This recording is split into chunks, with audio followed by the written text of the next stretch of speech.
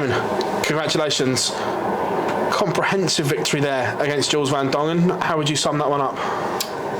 Yeah, come in with a bit of different mind frame, you could say, and just a happy win. Just a happy win at the end of the day. The stats mean a bit of nothing in that game, to be fair, and I just feel, just a happy win. I just enjoyed it. Talk about different mindset. What was that mindset then? What was the change? Yeah, obviously coming off the loss of Rob Cross, I watched that game back and I didn't like myself. That's not me. And like I said, it's a different. I learned from that straight away. I knew what I did right. My missus told me what I did wrong, and I didn't believe her at the start. Obviously, I'm not going to believe anything anyone tells me at the start if I'm just coming off a loss. But within seconds, minutes, moments, I knew what I did wrong, and especially when she told me, I enjoyed myself today. I really did, and things happened. Whether it might have been, I missed a couple of doubles there. I might not have scored too well. The stats might not have been great, but it didn't bother me because, I just enjoyed myself. And I think that's more important with me at the moment. Is just enjoying and playing some good darts, and that's pretty much it. Overall, could you take so much positives from the Grand Slam? Obviously, I know you said you didn't like the Rob Cross game, but other than that, there were so many good bits that you could take from it. Yeah, it just felt like I got through with like a...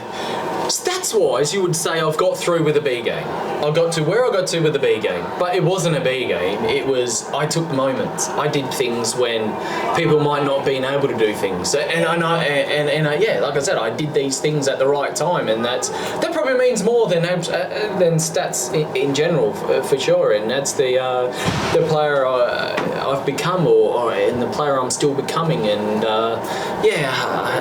I'm still learning at this stage, that's for sure. And I just feel at ease. I really feel at ease, and really happy about what's going on. And I'm working hard. There's no two ways about it. I'm always working hard, and I think things are ready for me. Did Australia winning the Cricket World Cup take away some of the pain? Ease. We did that with ease. I mean, Maxwell, we're never in doubt. What was that, 97 for 91 in the group stage? Yeah, we're never in doubt. You're kidding yourself. The World Cup, we lost a few wickets. Smithy, yep. That was in line. That's all right. We'll let Labuschagne come in and head to just do what he does, and we'll just get the win, and that's it. So, look, it's been massive for sport in the last, few months. I watch a lot of sport and thrive on and then things because I feel like I know what it takes for sports people to reach these levels and to do great things and to keep their mind, and it works in all sports, and that's how I feel. So for me to gain some things from this and learn things, and so I think it helps me as well to watch sports in such a great high level and what it means to a lot of people.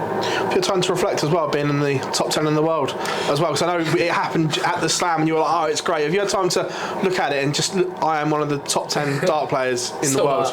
Rab Bain's gone. How would it feel to be top 10 in the world for the last 4 days, and now you have to, and you just dropped to 12 now? I'm like, oh, thanks, mate. I said, you know what? In those 4 days, I'll let everyone know about it. It's massive. Look, like I said, it's absolute massive because I've come from where I've come from.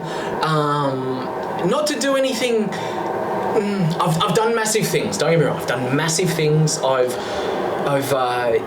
climbed these ranks, but I feel people put me in a category up here where I should be doing more all the time, rather than there's been players on tour of 10, 12, 15 years. They're not done what I've done. So I look at that, but yet they've put me in this category. So I'll take it as a compliment, as being that I should be doing more. I should be doing this. But at the same time, I always got to reflect, going, you know what? I've done really well.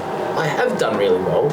And for these people to put me down in such a high category, is a positive rather than a negative. So there's things like that. I'm absolutely stoked to obviously be number 10 in the world at that stage. This tournament we'll decide if I'm 10 or 12 or, you know what I mean? I'm not going to drop outside the 16 at the moment. So, yeah. And I think all that matters is on the world's draw and who you play, who you don't. There's a lot right, but at the end of the day, look, I'm happy what I'm doing and where I'm at the moment. And it's taken a great team effort, especially with my wife. We've accomplished so much, and that's what we've got to look on. We've got to not dwell on so much negative stuff that happens rather than, 4 years in time and this is what's happening for Damo, and happy days. Damon, many congratulations. Awesome, thank you very much. Damon, you mentioned that up there, he was really enjoying that game, and we've seen throughout this year that you've been having a lot of banter with the crowd. Has that been a conscious decision to engage with them more and just enjoy the crowd to try and help your game? Yeah, not so much the crowd, it's just myself.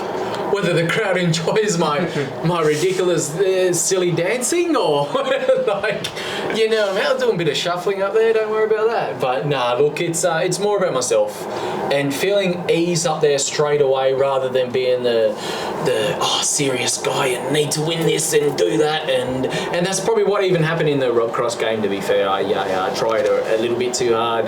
Rob, mate, took all these chances. He's a world-class player, and that's what you expect. So for me, in times like that, then I've just got to let go.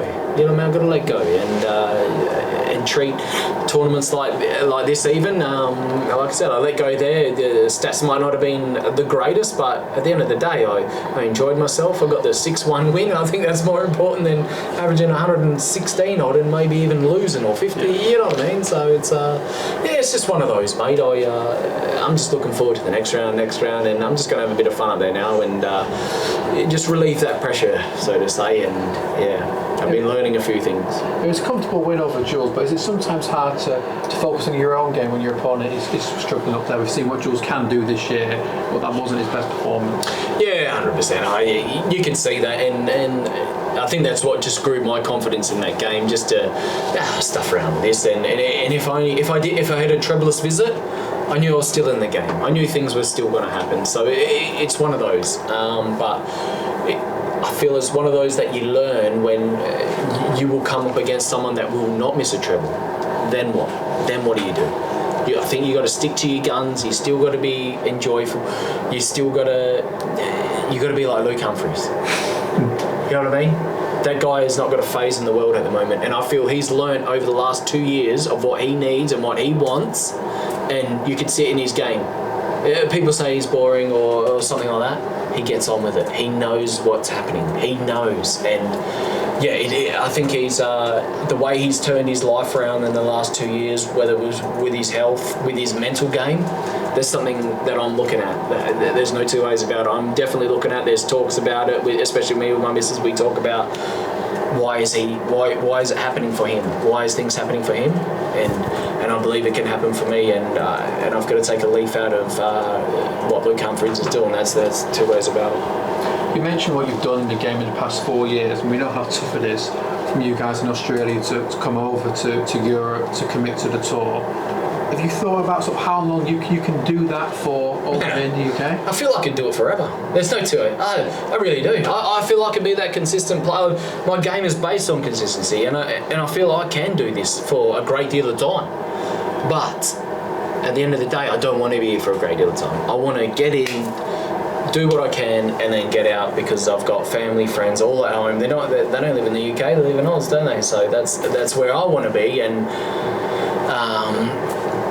So I need to find these extra few percents of while I'm here, and I'm going to do these things. I'm not here just for a holiday. I'm here for what I need to do and get on with it. Cheers, Damon. Thank you very much. Mate, just on that, Damon, have you set yourself a financial target that you want to hit so you can go home? Not yet.